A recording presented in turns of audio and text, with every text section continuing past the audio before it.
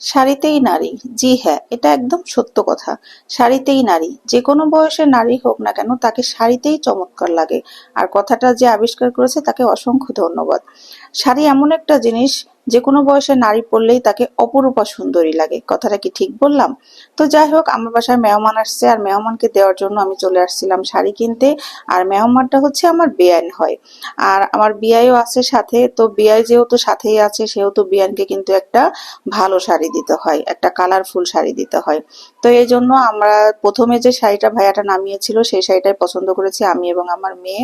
তো আমি আবার দোকানদারদের বেশি হয়রানি করা, একদম গাঁটটি ধরে সবকিছু নামানো পছন্দ করি না। আমি বললাম যে আমাকে নিচের শাড়িটাই দেখান, এই শাড়িটাই আমরা পছন্দ করেছি আর আমরা এটাই নেব।